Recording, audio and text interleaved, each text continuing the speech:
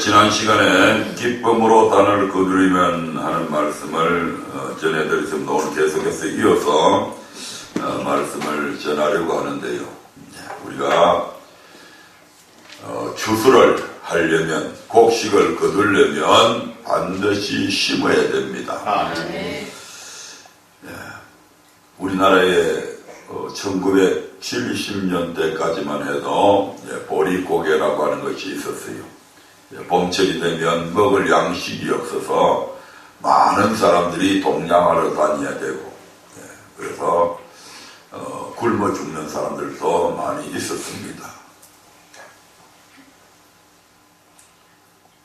그럼에도 불구하고 많은 사람들이 집에 있는 고구마가 싹이 트는데도 불구하고 그거 먹지도 않더라고요. 곡식이 분명히 남아있는데도 그걸 먹질 않더라고요. 왜 그러는지 어릴 때는 이해를 못했습니다. 그런데 이제 커가면서 왜? 그게 바로 종자이기 때문입니다. 그 종자는 결특코 먹지 않습니다. 자식들이 굶어서 밥 달라고 눈물을 흘리고 해도 안 줍니다. 왜요? 그래서 그 씨를 봄철에, 요즘에는 뭐 트랙터도 있고 좋은 기계들이 많이 있습니다만은 소가 없으면 그냥 사람들이 갱이를 들고 파서라도 겨울철에 굳어진 땅들을 파고 거기에 씨를 뿌릴 때에 왜 거기에 눈물이 없겠습니까? 새벽부터 나가가지고 밤이 맞도록 빽 빠지게 일해서 씨 뿌리고 돌아오는 그들의 삶에 왜 애환이 없겠습니까? 그러나 그들이 웃을 때가 있죠. 바로 추수 때입니다. 수확을 할 때입니다. 그때가 되면 뿌렸던 씨앗들이 자라나서 많은 열매들로 거두어지는 그때에 비로소 농부들의 얼굴에는 환한 웃음들이 있는 것을 보게 됩니다. 그래서 오늘 말씀의 제목이 기쁨으로 단을 거두리면, 우리 하나님으로부터 우리에게 주어지는 것도 그러한 눈물의 씨앗들이 있어야 된다 이 말입니다.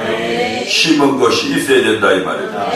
심지 않고 거두려고 하는 것은 우리 하나님의 입장에서 볼 때 그건 악한 것이라고 그랬습니다. 심은 대로 거두게 하십니다. 선한 것을 심었으면 좋은 것을 거두게 되어 있습니다.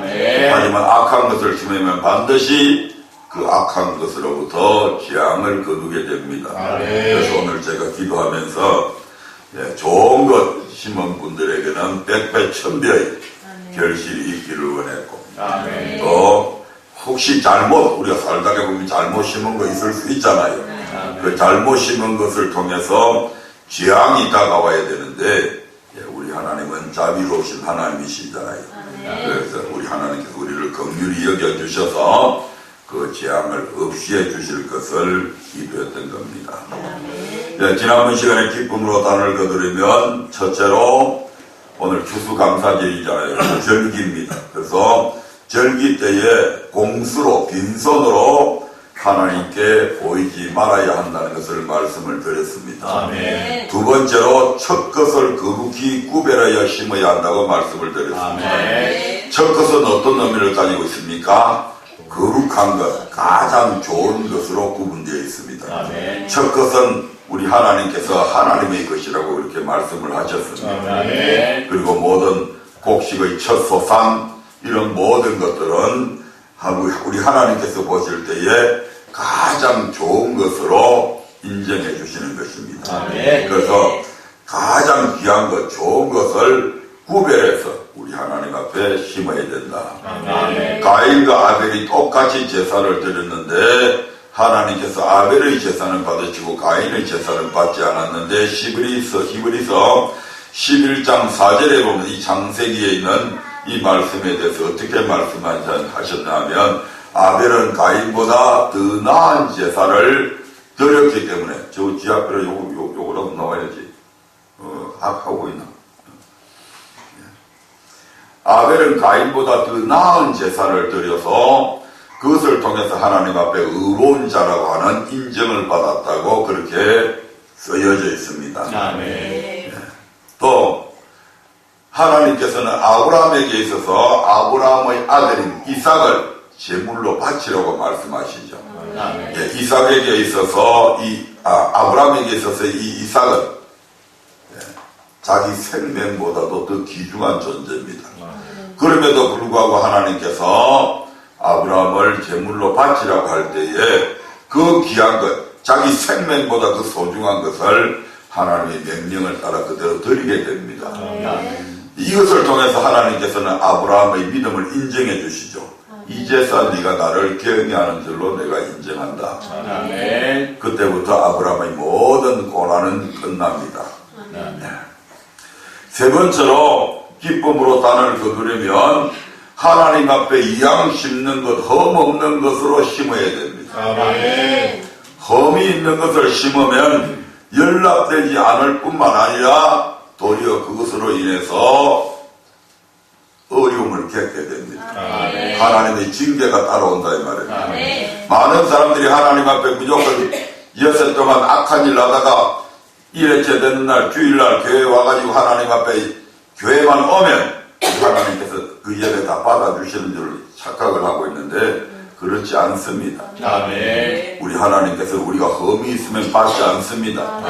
우리의 삶도 그렇고 우리의 예물도 그렇습니다. 그래서 우리가 맨 처음에 교회에 와서 하는 일이 뭡니까? 하나님 앞에 머리 숙여서 지나간 한 주간 동안의 우리의 허물과 죄악들을 우리의 삶을 다시 리바이벌해서 쭉 다시 살펴보면서 잘못된 것이 무엇인가 생각해서 하나님 앞에 먼저 고백하잖아요. 아멘. 그것은 바로 우리의 예배가 우리 하나님 앞에 연락되어지는 첫 번째 단추입니다. 꼭 그렇게 하세요. 오자마자 뭐 엉뚱한 일 하려고 하지 말고 먼저 우리의 삶을 살펴보고 잘못된 것들은 빨리 하나님 앞에 고백해서 씻음을 받아야 된다. 왜냐하면 그것 때문에 우리의 예배가 연락되지 않을 수도 있다는 얘기죠. 우리의 삶도 거룩해야 되고 우리의 예물도 거룩해야 됩니다. 오늘 네 번째 주제는 기쁨으로 단을 거두려면 우리 하나님 앞에 인색함으로 하지 말고 풍족하게 드려야 합니다. 우리 하나님께서는 더러운 떡은 받지 않으신다고 말씀합니다. 오늘날 우리가 하나님 앞에 드리는 그러면 더러운 떡은 무엇인가? 저희들이 어릴 때는 하나님 앞에 깨끗한 것을 드려야 된다고 그래서 하나님 앞에 돈을 드리는데 헌금을 드리는데 어떤 이제 나이 드신 분들은 그 돈을 막 구겨져 있으니까 그걸 다리미로 다려서 드리기도 하고 또 우리가 은행에 가서 신권을 일부러 바꾸어서 그걸 가지고 하나님 앞에 드리기도 했습니다. 그렇지 않으면 하나님께서 안 받으실까 봐서. 하지만 더러운 돈, 구겨진 돈을 드린다고 해서 그것이 더러운 떡인가? 아닙니다. 구약시대에 하나님은 소나 양이나 염소를 예물로 받으셨는데 그때 거리가 먼 데서 오는 사람들은 소나 양이나 염소를 살 돈으로 바꾸어 오라고 성경은 그렇게 기록하고 있습니다. 신명기 14장 24절 25절의 말씀을 보겠습니다. 신명기 14장 24절 25절입니다. 거기에 보면 먼 데서 오는 사람, 저 갈릴리에서 예루살렘까지 오려면 염소를 끌고 거기까지 올 수는 없잖아요. 그래서 돈으로 바꾸어 와서 가져오게 됩니다. 같이 읽어보겠습니다. 시작. 14장 24절 25절 성경 읽는 사람이 이제 뒤래거든요. 같이 읽습니다. 시작. 그러나 내 하나님 여호와께서 그 이름을 주시려고 택하신 곳이 내게서 너무 멀고 행로가 어려워서 그 풍부한 주신 것을 가지고 갈 수 없거든. 그것을 돈으로 바꾸어 그 돈을 싸서 가지고 내 하나님 여호와의 택하신 곳으로 가서. 아멘. 오늘날로 소나 양이나 염소를 드리지 않고 돈으로 하나님께 드립니다. 그래서 어떤 분들은 더러운 떡은 더러운 돈, 구겨진 돈을 뜻하는 것이구나라고 생각할 수도 있습니다. 그러나 그것이 아닙니다. 우리가 더러운 돈, 구겨진 돈을 드린다고 해서 그것이 하나님 앞에 더러운 떡을 드리는 것이 아니라는 것입니다. 그러면 무엇이 더러운 떡입니까? 고린도후서 9장 7절에서는 이렇게 말씀하고 있습니다. 고린도후서 9장 7절입니다. 거기에 보면 더러운 떡이 무엇인지 이렇게 기록하고 있습니다. 같이 읽습니다. 시작. 각각 그 마음에 정한 대로 할 것이요 인색함으로나 억지로 하지 말지니 하나님은 즐겨내는 자를 사랑하시느니라. 아멘. 흠 있는 힘껏 자라여 드리지 않고 첫것 제일 좋은 것으로 드리지 않고 예물을 드리면서도 인색함과 억지로 드린다는 것입니다. 이것이 바로 더러운 떡입니다. 아멘. 흠 있는 것으로 드리는 그 이면에는 반드시 인색한 마음이 자리 잡고 있습니다. 아멘. 왜냐하면 좋은 것이 값이 더 잘 나가잖아요. 아멘. 그러니까 이거는 내일 모레 시장에 가서 팔면 100만 원을 받을 수 있는데 저거 조금 겨는 거, 병든 거 저거는 한 시장에 가서 팔면 한 70만 원밖에 못 받아. 그러니까 어떻게 해요? 흠 있는 것으로 드린단 말이에요. 아멘. 그 이면에는 뭐가 있다고요? 인색한 마음이 이미 마음속에 있기 때문에 흠 있는 것을 드리게 되는 거잖아요. 아멘. 그런데 이것은 사람은 속일 수 있을지 몰라도 하나님은 속는다 안 속는다? 하나님은 안 속습니다. 안 속으실 뿐만 아니라 그것을 하나님을 멸시하는 행위로 본다 이 말입니다. 아멘. 11조를 드리고 건축헌금을 드리고 절기헌금을 드렸다고 해서 하나님이 모두 기쁘게 받으시는 것이 아니라 오직 힘껏 자원하여 제일 좋고 흠없는 것을 구별하여 하나님 앞에 드릴 때에 하나님께서 그를 기뻐하시고 그가 드리는 예물을 받으신다는 것입니다. 아멘. 여러분 주의 종이 참 듣기 힘들고 괴로운 말이 있습니다. 그게 뭐냐면 간혹 어떤 사람들이 돈 없는 사람은 교회도 못 다니겠다 하는 이야기들을 우리가 종종 듣게 됩니다.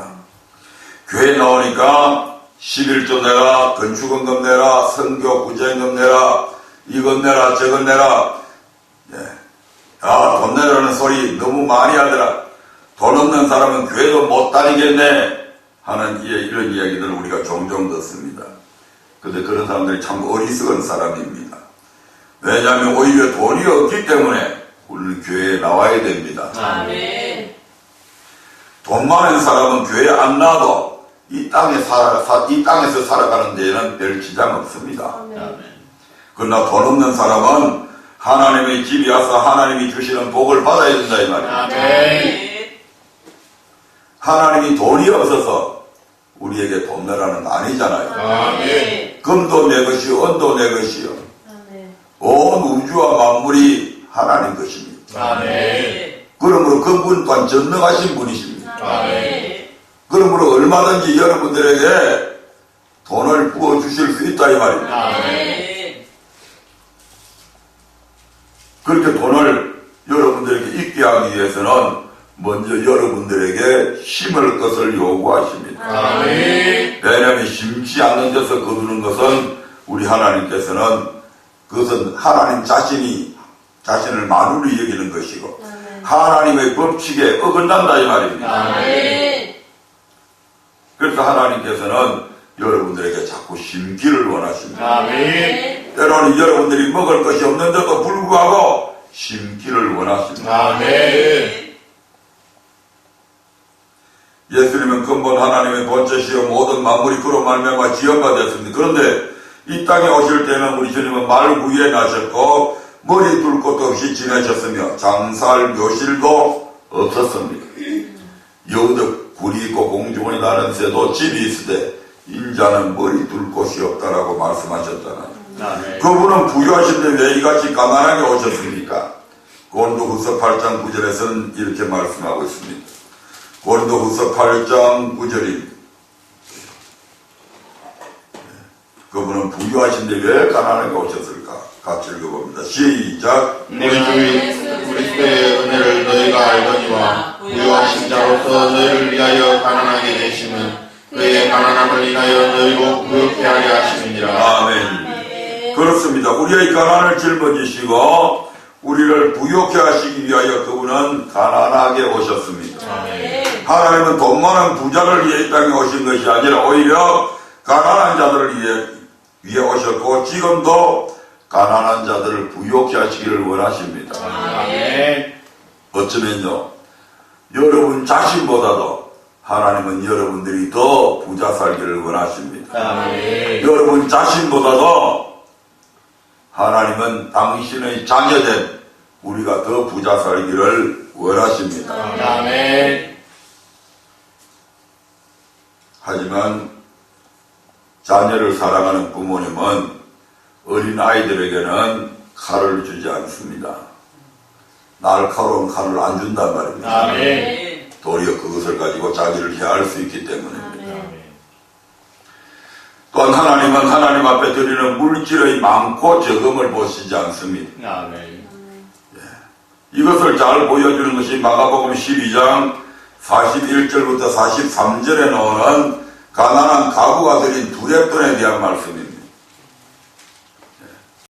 세 번째가 하나님 앞에 풍성한 것을 하나님 앞에 인색함으로 하지 말고 풍족하게 드리라고 했는데 여기에는 보면 가난한 가부가 두렙돈밖에 안 드렸습니다. 풍족하게 드린 게 아니잖아요. 우리가 판단할 때. 아멘. 그런데 주님은 어떻게 보시는지 같이 읽어보자 이 말입니다. 같이 읽겠습니다. 시작. 예수께서 연보계를 향하여 앉으사 우리의 연보계에 돈 넣는 것을 보실세 여러 부자는 많이 넣는데 한 가난한 가부는 와서 두렙돈 곧 한 고드랑크를 넣는지라. 예수께서 제자들을 불러다가 이르시되 내가 진실로 너희에게 이르노니 이 가난한 가부는 연보계에 넣는 모든 사람보다 많이 넣었도다. 아멘. 한 가난한 가부가 두렙돈을 넣었다고 합니다. 렙돈은 당시에 있어서 가장 작은 화폐 단위였습니다. 우리나라 돈으로 환산하면 약 1,000원에서 2,000원 정도, 900원에서 한 1,500원, 1,600원, 뭐 크게 잡아서 1,000원에서 2,000원밖에 안 되는 돈입니다. 렙돈은 그리스와 로마의 화폐 단위 중에 가장 작은 단위로 2분의 1 고드란트, 8분의 1 아사리온과 같습니다. 그리고 노동자의 하루 품삯을 한 데나리온으로 치잖아요. 그 한 데나리온이 16 아사리온이거든요. 따라서 한 렙돈은 128분의 1 데나리온밖에 안 됩니다. 그래서 그것을 우리나라의 노동자의 하루 품삯을 6만원에서 10만원 정도라고 한다면 두렙돈은 1,000원에서 2,000원 정도밖에 안 된다 이 말입니다. 그런데 예수님은 연복계에 넣는 모든 사람보다 이 가부가 더 많이 넣었다고 말씀합니다. 그들 중에는 부자들도 많이 있었습니다. 그런데 겨우 두렙돈 2,000원 넣은 가부를 보고 제일 많이 넣었다고 주님은 칭찬하셨다 이 말이죠. 과연 그 이유가 무엇인가? 마가복음 12장 44절을 봅니다. 마가복음 12장 44절입니다. 시작. 저희는 다 그 풍족한 중에서 넣었거니와 이 가부는 그 부차한 중에서 자기 모든 소유 곧 생활비 전부를 넣었느니라 하셨더라. 아멘. 다른 사람들은 많이 넣어도 풍족한 중에서 넣었지만 이 과부는 가난한 형편 중에서도 부차히 변명하지 아니하고 자기 모든 소유, 그 생활비 전부를 넣었기 때문에 모든 사람보다 많이 넣었다, 가장 많이 넣었다라고 주님께서 칭찬해 주신 것입니다. 아멘. 하지만 오늘 이 시간에도 저와 여러분이 준비한 하나님은 지금 이 시간에도 우리가 준비한 예물을 보고 계십니다. 아멘. 그리고 이 교회에서는 저 성도가 제일 많이 넣었구나, 가장 풍족하게 넣었구나, 생활비 전부를 넣었구나 라고 하시며 개개인별로 칭찬하실 것입니다. 아멘. 또 이스라엘 땅에 많은 가부가 있었는데 하나님은 그 중에서 엘리야를 누구에게 보냅니까? 사렙다는요 이스라엘 땅이 아닙니다. 시돈 땅입니다. 즉 이방인 여자다 이 말입니다. 사렙다에 있는 한 가부, 이 가부에게 보냈는데 그 가부는 지금 먹고 죽을 양식밖에 없는 가부입니다. 마지막 밀가루, 마지막 기름 한 방울 남은 것 가지고 떡을 만들어서 아들도 먹고 자기도 먹고 더 이상 먹을 양식 없으니까 이제는 죽어야 되겠다라고 생각하고 있는 가부다 이 말입니다. 근데 왜 하나님께서 엘리야를 그 없는 가부에게 왜 보내냐 이 말입니다. 그 이유가 무엇입니까? 하나님은 오직 그에게만 자기의 모든 것 먹고 죽을 것까지도 내어놓을 수 있는 믿음이 있음을 아시고 엘리야를 그에게 보내셨다고 성경은 그렇게 말씀합니다. 이스라엘에 많은 가부가 있었지만 이 사렙다 가부와 같은 그런 믿음을 가진 사람이 없었다 이 말입니다. 누가복음 4장 25절부터 26절에 보면 주님은 그렇게 말씀을 하십니다. 누가복음 4장 25절 26절 같이 읽어봅니다. 시작. 내가 참으로 너희에게 이르노니 엘리야 시대에 하늘이 새 6달을 닫히어 온 땅에 큰 흉년이 들었을 때에 이스라엘에 많은 가부가 있었을 엘리야가 그중 한 사람에게도 보내심을 받지 않고 오직 시돈 땅에 있는 사렙다의 한 가부에게 뿐이었으며 만일 이 가부가 엘리야의 말에 순종하지 아니하고 마지막 먹고 죽을 양식을 내어놓지 않았다면 여호와가 비를 지면에 내리시는 날까지 그 통의 가루가 다하지 아니하고 그 병의 기름이 없어지지 아니하는 이러한 기적을 체험하지 못했을 것입니다. 만약에 오늘날에 이 사실이 만약에 알려졌다고 하면 SNS나 인터넷이나 방송에서 신문에서 대서특필해 낼 겁니다.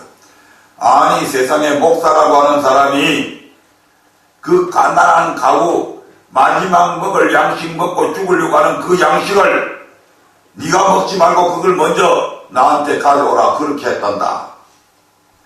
세상에 이게 목사냐? 성도들이 피를 빨아먹는 흡혈이나 다름없지 이게 어떻게 목사냐고 아마 신문에 대서특필 날 겁니다. 근데 이 사렙다 가부는 그 마지막 떡을 만들어 먹으려고 하는 그를 향해서 그 떡 만들어서 먼저 나를 먹게 해다오라고 하는 엘리야 선지자의 말에 그대로 순종해서 자기 사랑하는 아들에게도 주지 아니하고 이 엘리야 선지자에게 이 떡을 드렸습니다. 그리고 나서 놀라운 일들이 생기게 되죠. 3년 6개월 동안 비가 오지 않는 가무르기도 우리나라 뭐 요즘 가무르 가지고 그래도 중간중간 비를 내렸잖아요. 그래도 이렇게 아우성인데 3년 6개월 동안 비가 안 왔으니까 얼마나 가무르겠어. 곡식도 없는 그곳에 날마다 통을 열면 거기에 가루가 들어있고 기름을 쓰고 나면 또 거기에 기름이 들어있고 이와 같은 놀라운 기적을 경험하게 되었습니다. 지금 여러분 중에 두레돈을 들인 가부만큼 어려운 살림을 하는 사람이 있습니까? 2000원이 자신의 모든 것이요 생활비 전부인 사람도 없을 것이고 사렙다 가부처럼 마지막 남은 양식을 먹고 죽으려고 결단하는 그런 사람도 없을 것입니다. 혹시 제가 모르는 가운데 그런 분이 있으시면 제게 말씀해 주시기 바랍니다. 혹시 이웃에라도 1000원이 없어서 굶어 죽게 생겼단다. 그런 분이 있으면 말씀해 주시기 바랍니다. 여러분들도 그런 분이 있으면 도와주세요. 그런 분이 있으면 먹을 양식이 없어서 굶어 죽는 사람 보고 그냥 스쳐 지나가지 말라 이 말입니다. 오늘 이 가난한 가구보다 형편이 낫다면 돈 없는 사람은 교회도 못 나오겠냐 하는 그런 소리는 절대로 하지 마라 이 말입니다. 여러분을 인도하는 주의 종도 힘들고 하나님도 참으로 괴로워하십니다. 하나님은 많이 내는 자를 기뻐하시는 것이 아니라 자기의 모든 소유 생활비 전부를 자원하여 드리는 사람을 가장 많이 드렸다고 칭찬하십니다. 그러므로 여러분 주님께서 여러분에게 찾아가 무엇인가를 요구할 때 아버지 제게 무엇이 있습니까? 아버지께서 주셔야 드리지요. 라며 인색함으로 드리지 말라 이 말입니다. 아멘. 주님이 요구하시면 아멘. 최선을 다해서 드리시는 분들 되시기를 바랍니다. 아멘. 오늘은 추수감사절이 돼서 이게 물질에 관한 부분만 말씀하고 있습니다만은 지난번에도 말씀드렸듯이 주님께서 여러분들의 시간을 필요로 하신다면 아멘. 그 시간도 내어 드리라 이 말입니다. 아멘.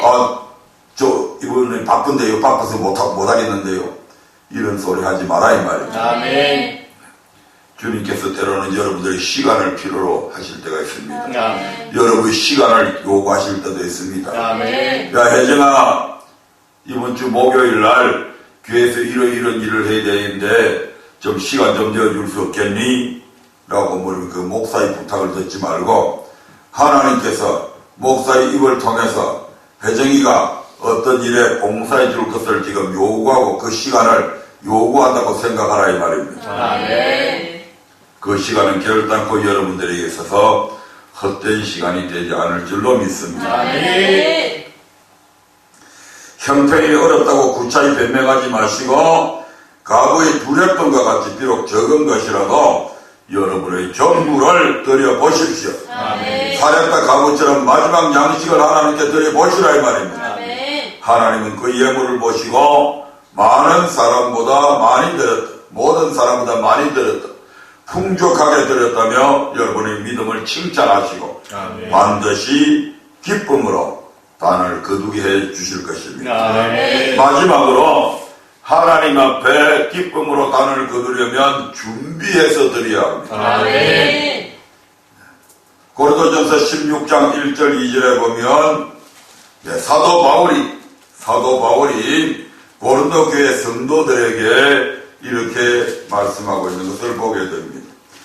같이 읽겠습니다. 시작. 성도를 위한 연보의 자에는 내가 갈라디아 교회들에게 명한 것 같이 너희도 그렇게 하라. 매주일 첫날에 너희 각 사람이 일을 얻는 대로 저축하여 두어서 내가 갈 때의 연보를 하지 않게 하라. 아멘. 아멘. 사도 바울은 고린도 교회 성도들에게 연보를 할 때 그때 그 자리에서 적극적으로 하지 말고 미리 저축하여 두었다가 드리라고 하고 있습니다. 아멘.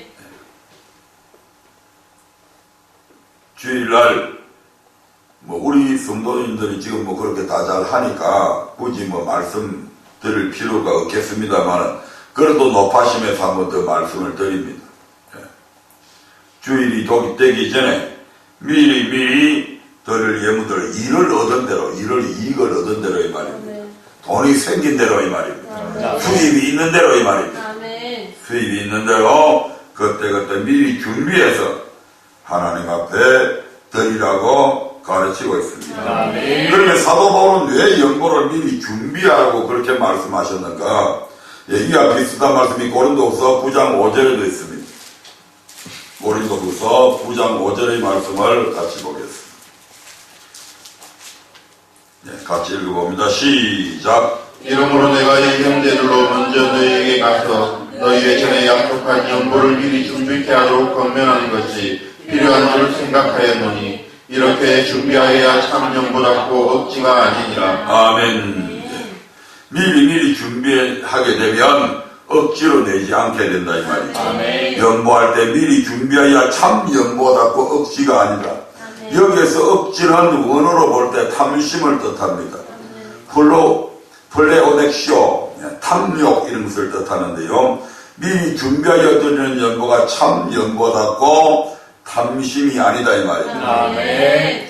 그 말에 연보를 미리 준비하지 않고 그때 기분에 따라 상황에 따라 많이 드리기도 하고 적게 드리기도 하는 것은 탐심에서 비롯된 것이다 이 말입니다. 아멘. 골로새서 3장 5절에서는 탐심을 우상 숭배라고 말씀합니다.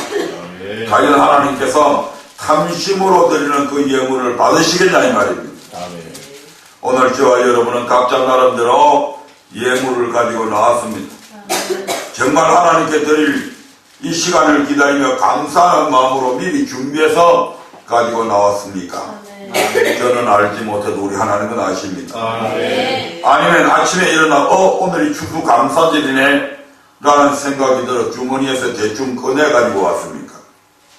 미리 준비하지 않고 그때그때 기분에 따라 드리는 것은 억지로 드리는, 다른 말로 탐심이라고 했습니다. 아멘. 또한 하나님은 금액의 많고 적음을 보시지 않고 우리의 중심을 보십니다. 아멘. 그러므로 하나님께 예물을 드릴 때는 많고 적음을 떠나서 반드시 미리 준비하여 드리시기를 주님의 이름으로 아멘. 축원드립니다. 아멘. 말씀을 맺으려 합니다. 오늘 저와 여러분은 기쁨으로 단을 거두려면이라는 제목으로 함께 은혜를 나누어 보았습니다. 아멘. 기쁨으로 단을 거두려면 첫 번째로 하나님 앞에 나올 때는 빈손으로 나오지 말아야 합니다. 아멘. 특별히 절기 때 말입니다. 아멘. 두 번째로 첫 것, 곧 제일 좋은 것으로 하나님께 심어야 합니다. 아멘. 세 번째로는 연락되도록 흠없는 것으로 심어야 합니다. 아멘. 네 번째로는 인색함으로 하지 말고 자신이 가지고 있는 최선을 다해서 풍성함으로 심어야 합니다. 아멘. 마지막으로 다섯 번째로 준비해서 드려야 합니다. 아멘. 그렇게 심게 되면 우리 주님께서 우리 하나님이 언약의 하나님이시잖아요. 아멘. 반드시 말씀하시고 말씀대로 이루시는 우리 하나님께서 아멘. 여러분들에게 놀라운 기쁨으로 주서의 곡식들을 거두게 하실 줄로 믿습니다. 아멘. 오늘 여러분은 이 말씀을 기쁨으로 받았습니까? 아멘. 아니면 혹 농감으로 받으신 분은 없습니까? 하나님의 말씀을 정말 그럴까? 라고 시험하시는 분은 없습니까? 빌립보서 2장 5절부터 8절에 보면 근본 하나님의 본체신 예수님도 하나님과 동등됨을 취할 것으로 여기지 아니하시고 말씀을 받을 때는 종의 형체를 가져서 그 말씀을 명령으로 받았고 죽기까지 복종하셨다고 그렇게 말씀을 하고 있습니다. 아멘. 네, 그렇게 하셨을 때 하나님은 우리 예수님을 지극히 높여서 모든 이름 위에 뛰어난 이름을 주사 모든 무릎을 예수의 이름에 꿇게 하셨습니다. 아멘. 우리도 예수님과 같이 말씀을 받을 때는 반드시 명령으로 받아야 됩니다. 아멘. 이스라엘 백성들에게 하나님은 경외함으로 말씀을 받으라고 했잖아요. 아멘. 경외함으로 받으라는 것은 떨며 두려움으로 받아라. 아멘. 그것은 바로 하나님의 명령이기 때문입니다. 아멘. 그리고 그 명령을 우리 주님은 이 명령을 내가 지키면 영생이고 지키지 않으면 죽음이라고 하는 것을 알고 죽기까지 복종합니다. 아멘. 그리할 때 하나님께서 예수 그리스도의 이름을 높이셨던 것처럼 저와 여러분을 높여서 신명기 28장 1절부터 14절에 약속된 축복의 단을 기쁨으로 거두게 하실 줄로 믿습니다. 아멘. 다 같이 기도하겠습니다.